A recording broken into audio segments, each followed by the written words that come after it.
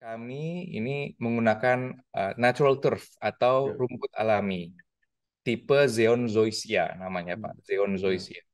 Mereka ini kami bekerja sama dengan ahli-ahli rumputnya. Teknologinya ini menggunakan sebenarnya masih yang alami. Sebenarnya ada teknologi baru itu hybrid.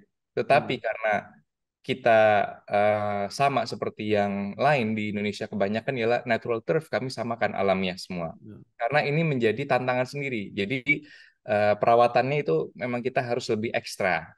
Tidak mungkin kita bisa melaksanakan apapun di atasnya yang non olahraga tanpa grass cover. Berbeda dengan menggunakan rumput hybrid.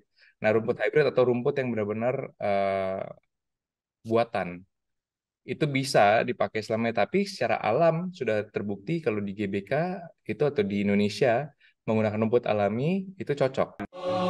Banggakan bangsa, banggakan Indonesia, Mari membut sejahtera. Majulah maju, pandu sejati, alma mater yang tercinta. Semoga semakin kukuh dewasa, tetap jaya dan abadi.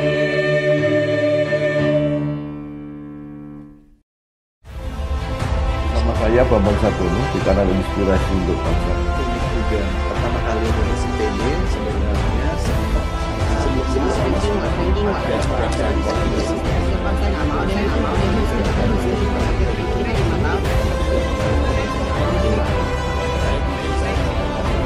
Tuan, barangkali untuk rapat-rapat sama tuan-tuan polis-polis.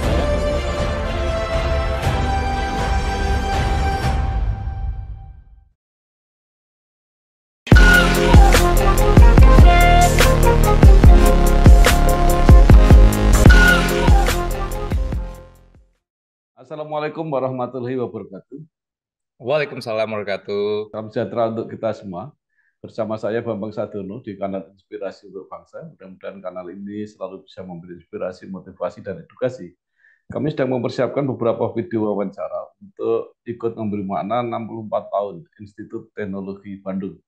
Menurut rencana wawancara ini juga akan kami bukukan, dan saat ini saya sudah bersama dengan salah seorang alumnus ITB, yaitu Bapak Rahmadi Afif Kusumo, Betul, Pak. Direktur Utama Pusat Pengelolaan Komplek Gelora Bung Karno, atau sering disingkat PPK GBK. Apa kabar, Pak Rahmadi? Alhamdulillah baik, Pak Bambang Sadono. Bagaimana kabarnya, Pak? Terima kasih, sehat-sehat juga. Nah, Pak Rahmadi mungkin bisa mulai cerita ketika kuliah di S1 Manajemen Bisnis di ITB, lulus 2007, Ya. kemudian S2 di Bayes Business School, City University of London, lulus 2009, memulai karir sebagai editor bahasa Inggris di majalah Tambang. Pernah menjadi corporate relationship banker Citibank Indonesia, menjadi business development manager Tri Energi Mandiri Internasional, pernah menjadi direktur pengembangan bisnis majalah Tambang, pernah menjadi external relation manager Harita Group, kemudian menjadi konsultan ahli di Bappenas, menjadi vice president PT Sejahtera Alam Energi, menjadi direktur utama PT Energi, dan saat ini menjadi direktur utama Pusat Pengelolaan Kompleks Gelora Bung Karno. Ini biodatanya panjang sekali. Silahkan mungkin bisa disingkat-singkat ya. Baik, baik, baik, Pak Bambang Sadono. Terima kasih. Ya, Mungkin saya cerita dulu sedikit background lebih banyak di ITB-nya ya, Pak ya, karena ya, ya, ya. 64 tahun Institut Teknologi Bandung dan kita sharing-sharing Ya. mengenai pengalaman, mengenai apa yang bisa saya sharing. Jadi saya itu S1 di SBM ITB. SBM ITB merupakan sekolah yang founder oleh Bapak Profesor Kuntoro Mangunsubrata Ya. sama Prof Naya, almarhum Prof Naya. Jadi waktu itu merupakan tahun pertama Pak Ya. saya bergabung di SBM ITB. Jadi memang dari kecil saya itu melihat ITB sebagai sekolah impian, Ya. sekolah yang memang menjadi angan-angan sejak kecil. kebetulan orang tua saya juga dari Tambang ITB, Pak, Ya, angkatan 68. Jadi ITB ini sudah sangat melekat di hati saya melihat betapa banyak orang-orang ya, sukses, betapa banyak orang-orang hebat dari ITB. Makanya saya masuk ke sana dan memang passion saya di bidang manajemen dan bisnis sehingga dari sejak lama. Nah, dibentuknya sekolah ini oleh Prof. Naya dan Prof. Kuntoro merupakan turunan dari TI, Pak, tapi yang memang ya. lebih praktikal, lebih banyak experiences ke dunia bisnis dan manajemen. Setelah itu, saya juga mengambil karena tertarik di bidang finance, saya lanjut di Inggris. Kemudian dari Inggris saya sambil mengisi banyak kerja di editorial, kemudian masuk di perbankan. Nah, di perbankan pun saya juga spesifik di dunia pertambangan, oil and gas, klien-klien kami, sehingga saya bergabung di grup tambang, di Harita Group, dan akhirnya sempat di perusahaan renewable energy, Sejahtera Alam Energi itu pengembangan Ya. geothermal, hingga menjadi direktur di PT Trinergi.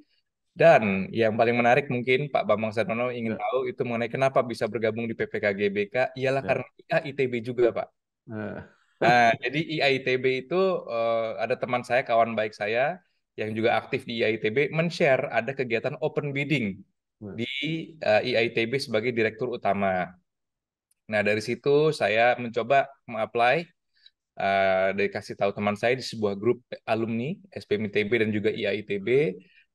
Saya coba masuk, lolos tahap pertama, tahap kedua. Jadi series of interview hingga akhirnya diberi amanah oleh Pak Menteri Sekretariat Negara menjadi Direktur PPK GBK. Kurang lebih itu Pak pengalaman ya, baik. hari ini. Banggakan bangsa, banggakan Indonesia, mari bangun sejahtera. Majulah maju, pandu sejati, alma mater yang tercinta. Semoga semakin kukuh dewasa, tetap jaya dan abadi. Sebelum kita lanjutkan, ada sesuatu yang menarik, ya, yang sangat aktual. Itu adalah berita bahwa eh, Hotel Sultan, kalau nggak salah, itu akan dikelola sendiri oleh Ya, PPK GBK. Itu seperti apa? baik. Terima kasih Pak Bambang. Pertanyaannya menarik. Jadi kita tahu Sultan ini sudah lama ada di kawasan Senayan. Ya, Mungkin saya perlu ceritakan sedikit ya, sejarah. Saya yakin Bapak-Bapak juga hafal ya, dan mengerti betul. Saya hanya refresh kembali bahwa kawasan Senayan ini adalah hasil pembebasan eh, Komando Urusan Pembebasan Asian Games tahun 62. Saat itu Bapak Proklamator kita, Bapak Presiden yang pertama, Pak Soekarno memang ya, menyiapkan kawasan ini untuk Ganevo, kemudian untuk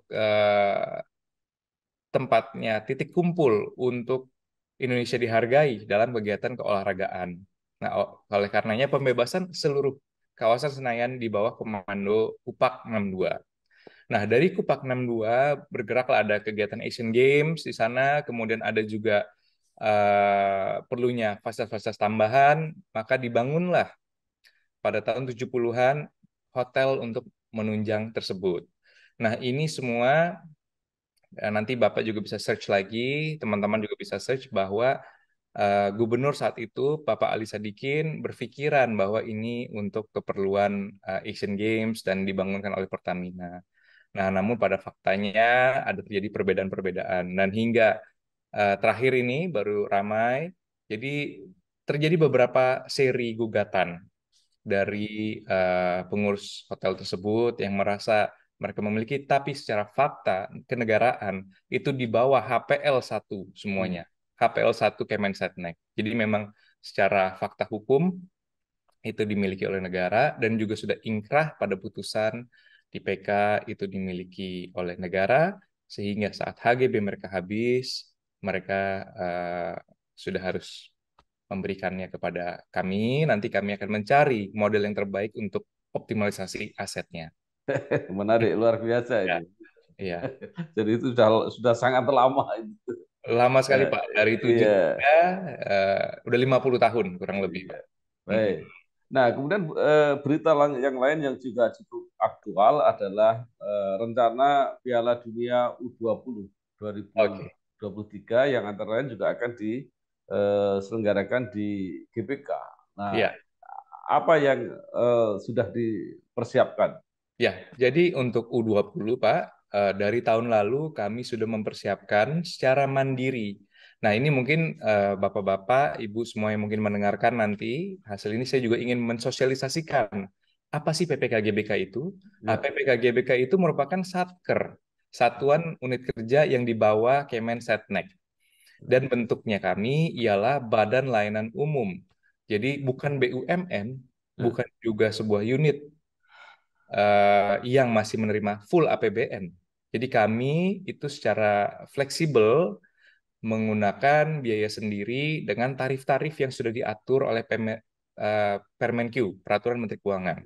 Sehingga seluruh perawatan, pelayanan, memperbaiki fasilitas itu kita mandiri, kita cari dengan tarif-tarif komersial yang kita laksanakan untuk mendukung juga layanan umum. Banggakan bangsa, banggakan Indonesia, mari membut sejahtera. Majulah maju pandu sejati, alma mater yang tercinta. Semoga semakin kukuh dewasa, tetap jaya dan abadi. Nah, jadi dari tahun lalu, bahkan dari 2018-2019, saat ada rencana awal untuk U20, kami sudah mempersiapkan jauh-jauh hari. Dan kami juga sudah mencanangkan anggaran-anggaran ini secara mandiri. Yang kedua, dari tahun lalu kami menyiapkan paling utamanya adalah field of play atau ya, area lapangan bermainnya yang rumputnya. Kalau secara keseluruhan infrastruktur, akses masuk transportasi sudah memadai, Pak. ya, Sehingga persiapan kami dari tahun lalu ialah hanya rumput. Dan hmm, alhamdulillah rumput kami juga sudah mencapai nilai excellent ya, pada posisi terakhir. Dan sudah siap ready to play. ya, Terbukti dengan diselenggarakannya Piala AFF kemarin ya, yang berlangsung di GBK, kemudian uji coba U20 juga, ini juga sudah berlangsung dengan baik. Setiap bulannya pun kami ada komunikasi yang erat dengan FIFA. ya, Sekalian juga Pak untuk ya, memberikan edukasi kepada seluruh yang nanti mendengar bahwa penggunaan sterilisasi lapangan untuk U20 secara stadium guideline yang FIFA keluarkan secara resmi ialah 14 hari hmm, sebelum match pertama. Kenapa ada ucapan-ucapan yang mungkin harus 6 bulan atau lebihnya? Itu karena mungkin mereka baru melaksanakan renovasi, kegiatan ini baru-baru saja. Dan kami di PPK GBK juga setiap melaksanakan kegiatan yang non olahraga di atas field of play, itu kami menyiapkan ground protection atau hmm, grass cover, jadi pelindung eh, rumput eh, standar internasional. ya, Sehingga pemakaiannya itu pun kita mengikuti taraf-taraf best practices di dunia. Contoh di Wembley Stadium hmm, yang di London. Jadi habis selesai acara, itu kita langsung cabut grass covernya, langsung kita rawat. Biasanya dalam waktu seminggu itu sudah langsung ready. Bahkan kita juga pernah sehari dipakai, sebelumnya besoknya langsung dipakai bola pun pernah terjadi di ya, GBK. ya, Gitu, Pak. ya, ya. Jadi artinya bahwa karena GBK ini tidak hanya untuk sepak bola ya, Iya, kadang juga untuk pentas-pentas kesenian kan, pentas musik dan betul, betul. sebagainya. Dan apalagi sekarang akan sudah mulai ramai ya untuk Hmm. pengerahan massa ini, kegiatan-kegiatan sosial politik. Iya. Jadi nggak akan terganggu ya. Insya Allah tidak, Pak. Jadi memang secara ground protection tidak. Tapi untuk jadwal, nah ini yang kita harus sama-sama saling mengerti juga dan saling Ya, respect. Kenapa? Karena kami ini harus menghargai banyak pihak. Tadi Bapak sudah ya, sebutkan ada kegiatan sospol, ada kegiatan seni budaya, ada kegiatan musik, ada kegiatan olahraga itu ya, sendiri. Dan pastinya kita mengutamakan olahraganya dahulu, apalagi kalau sudah olahraganya internasional. Karena kami menganggap bahwa ini adalah stadion yang disiapkan untuk national heritage, untuk ya, kebanggaan timnas. Jadi kami memang fokusnya ke situ dulu, Pak. Begitu itu beres, barulah boleh yang lain-lainnya. Menurut saya ini yang kita terus kedepankan mengenai GBK. Dan kami justru semakin senang kalau makin banyak stadion-stadion yang sekelas atau bahkan bagus seperti GBK. Iya, jadi ini luar biasa mengelola GBK ini. Jadi selain untuk kegiatan-kegiatan apa ya, kegiatan-kegiatan yang sangat prestisius gitu ya di bidang apapun, tapi juga tidak boleh melupakan fungsi GBK yang merupakan apa ya, ikon negara lah ya, Ya. Hmm. setidaknya ikon Jakarta. Tapi di sisi lain kan harus bisnis. Nah, dan kalau tidak bisnis juga salah juga karena itu diberi potensi yang sangat luar biasa yang memang sangat apa ya seharusnya dikelola secara bisnis itu sangat potensial. Ya. Gimana Pak Rahmadi ini mengelola menyikapinya ini? Iya, jadi tadi Pak, mungkin kalau ngeliat dari pengalaman saya lebih banyak di swasta, tapi saya juga Ya, sempat bantu waktu di Bappenas sebagai konsultan di sana. Jadi ya, kita mencari titik balance sebenarnya di ya, sini. Kita mencari equilibrium, di mana kita bisa memberikan layanan yang prima, karena perlu diingat Pak, ya, suatu kawasan yang bersih, tertib, rapih, dan nyaman, ada biayanya itu ya, semua. Kita bisa lihat contoh-contoh negara tetangga, ya, Singapura, Jepang, beberapa negara Eropa yang sangat clean gitu ya. Biaya pajaknya sangat tinggi. Dan hampir semua stadion utamanya, perlu dicatat ini Pak, dan ya, kita juga bisa cek, ya. semua stadion utamanya juga mengedepankan untuk multifungsi. Nah, itulah terjadi subsidi silangnya. Banggakan bangsa, banggakan Indonesia, mari bangun sejahtera. Majulah maju pandu sejati, alma mater yang tercinta. Semoga semakin kukuh dewasa, tetap jaya dan abadi.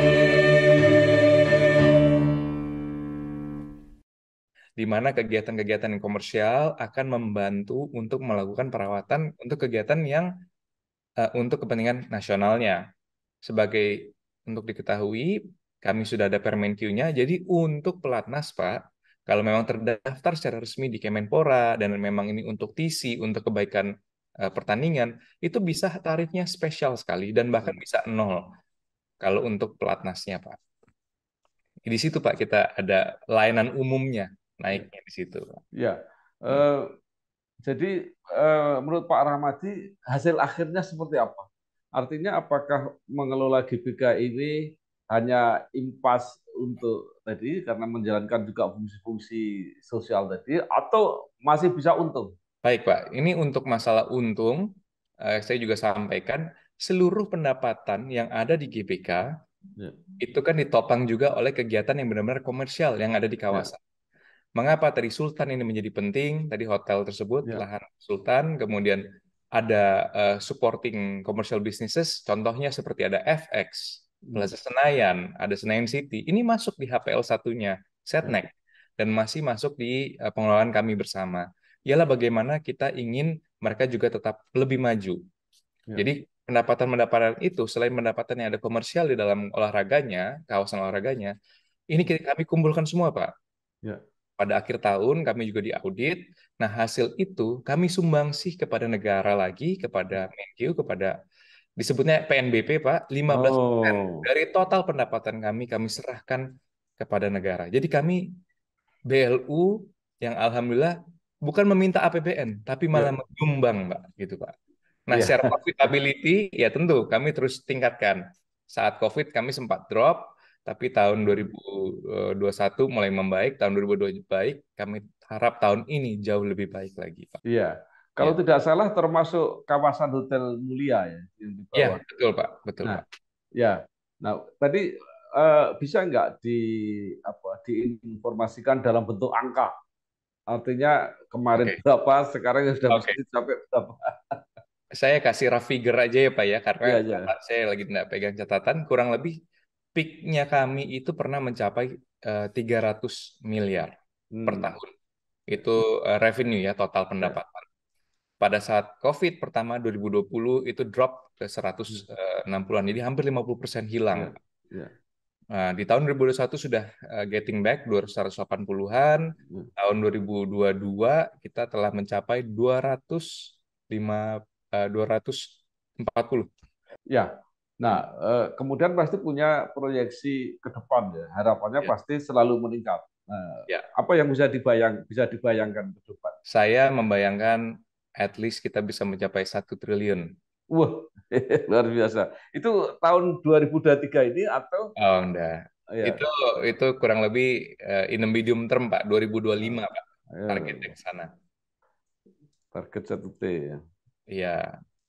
Karena kami melihat juga tetangga kami yaitu Ya, SCBD, Pak, contohnya itu bisa mencapai 1 triliun dalam setahunnya dalam pengelolaan kawasan SCBD yang ya. di Jakarta juga. Tapi memang kalau mereka full komersial. Baik. Nah, sekarang di dalam bidang apapun itu kan tidak bisa terlepas dari perkembangan teknologi ya, terutama teknologi Iya. IT, teknologi digital.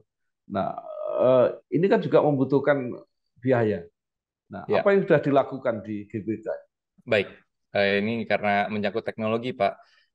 Salah satu IKU kami, Pak, atau namanya indikator kerja utama KPI Ya, kalau bahasa Inggrisnya, ya, ya, ialah melakukan inovasi dalam teknologi. ya. Inovasi dalam teknologi ini kita telah lakukan beberapa, contohnya reservation system untuk kegiatan Hmm, olahraga itu semuanya online. Jadi kita punya reservation.gbk.id. hmm, Kemudian kita ada aplikasi Love GBK dan di beberapa venue kami sudah menggunakan smart field system.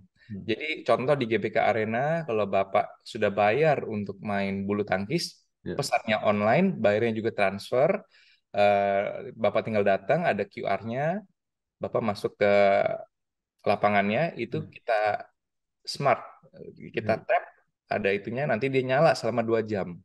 Selesai 2 jam, otomatis mati lampunya, Pak. Banggakan bangsa, banggakan Indonesia, mari bangun sejahtera. Majulah maju pandu sejati, alma mater yang tercinta. Semoga semakin kukuh dewasa, tetap jaya dan abadi. Itu sih, Ya, Pak. ya luar biasa. Ini Ah, kan hal-hal yang apa ya bisa terjadi di tempat lain ya. Tapi ya. yang spesifik ya, Hmm, itu masalah rumput itu kan juga apa? Kalau di luar sudah ada teknologi yang luar biasa.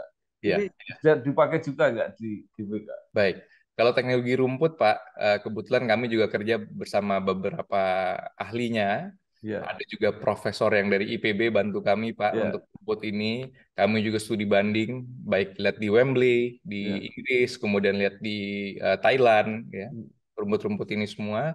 Dan kami ini menggunakan natural turf atau Ya. rumput alami, tipe Zeon Zoysia namanya, Pak, Zeon Ya. Zoysia.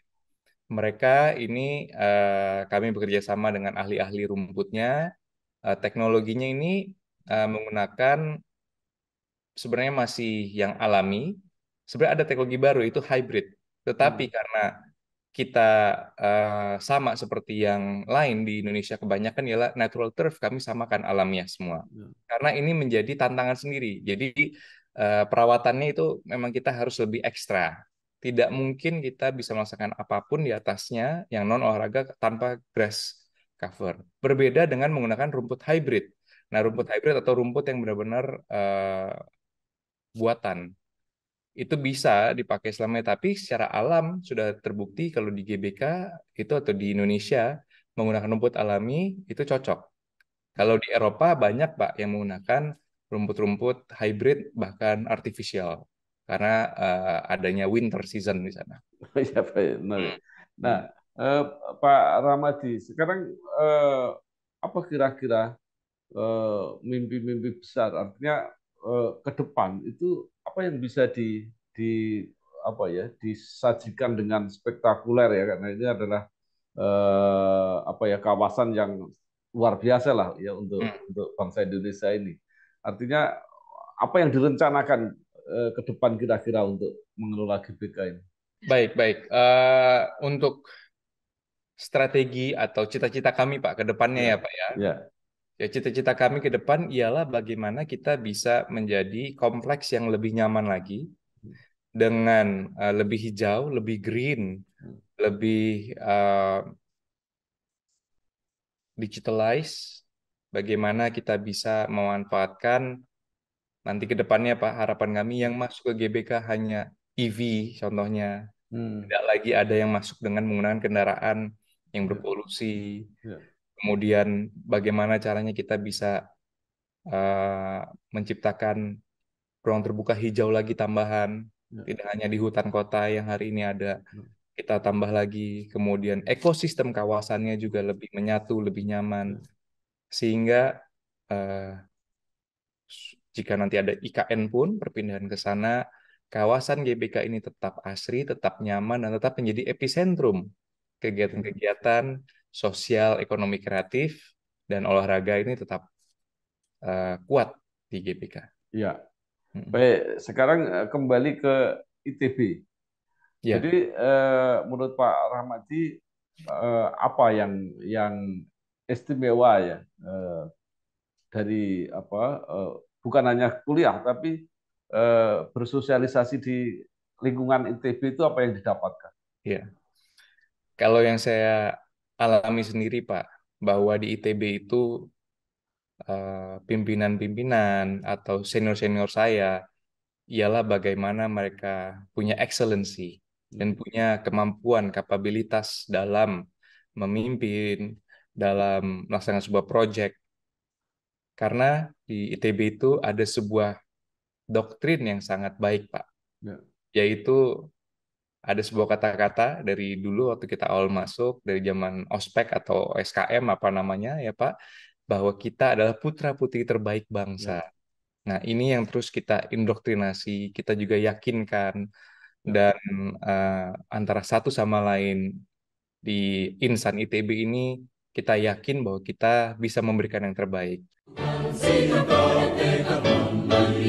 Capai masa gemilang, rentangkan sayap, panjatkan citra, cerdaskan bernegara, banggakan bangsa, banggakan Indonesia, adil makmur sejahtera.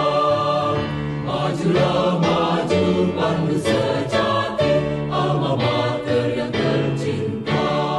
Nah, ada yang mengatakan bahwa masuk ITB putra-putri terbaik itu bisa dikelompokkan menjadi kawasan terbaik juga yang dicapai. Satu, yang akademisnya terbaik, artinya yang sekolah dengan tekun, IPK-nya tinggi dan sebagainya.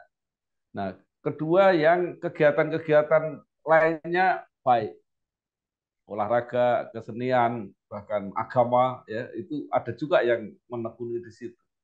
Tapi yang ketiga adalah orang yang kesadaran kritisnya terhadap politik itu juga terbaik. Jadi jago-jago demo itu juga dari ITB.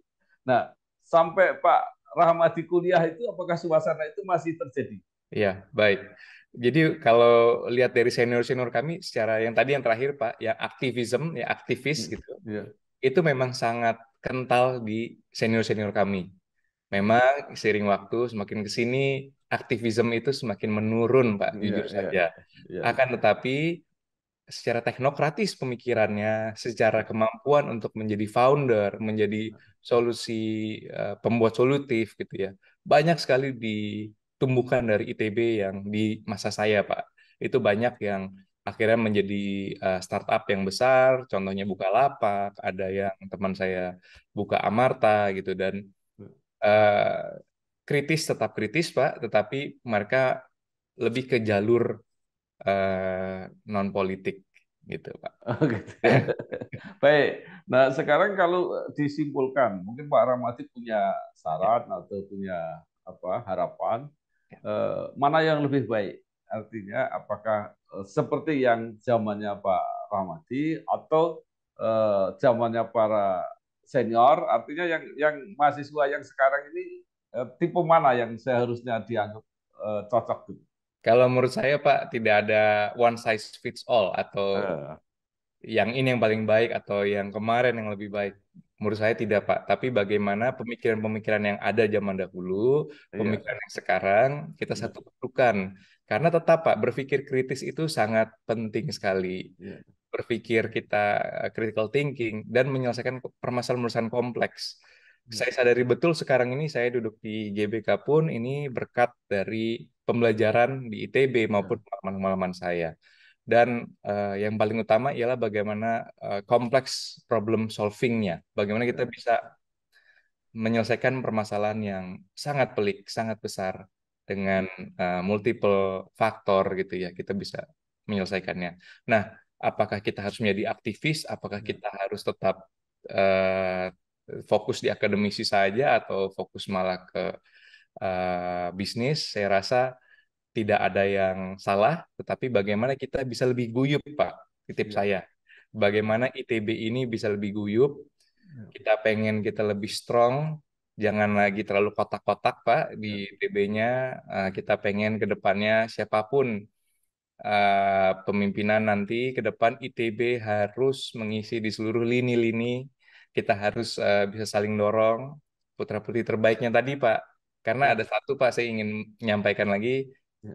Salam ITB itu bahwa untuk Tuhan, bangsa, dan alma mater. Nah, ini yang paling penting itu, Pak. Jadi, sampai sekarang, sampai nanti ke depan pun harus tetap visi misinya sama untuk anak-anak ITB ke depan. Iya.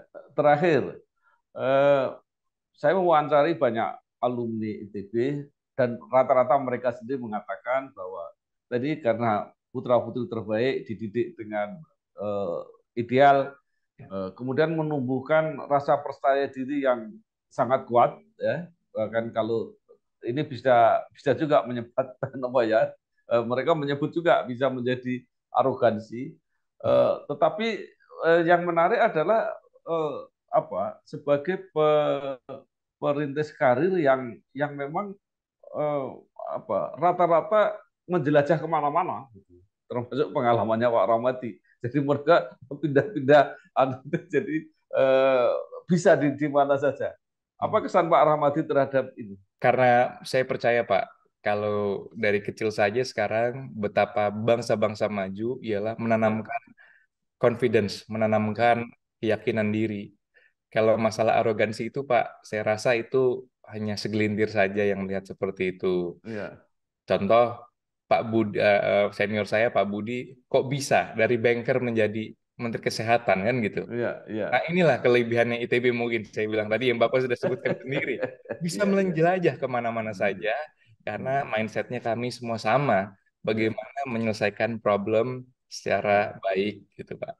Jadi kalau ya, dibilang arogansi tidak, Pak. Justru ya, karena kita ditanamkan sejak kita masuk ITB dan saya rasa ini kita perlu sebarluaskan ya, ilmu-ilmu ini agar kita semua tidak hanya ITB nantinya ya, Pak ya, ya. tapi bangsa Indonesia juga semuanya menjadi putra-putri yang terbaik. Iya, menarik sekali. Saya juga sudah wawancara dengan Pak Budi Gunadi, Pak Iya, Atta Rajasa, iya, kemudian Pak Pak Rahmadi ya yang jadi dubes di Jepang sekarang. iya, iya. Ya, saya kira menarik dan tentu saya berterima kasih Pak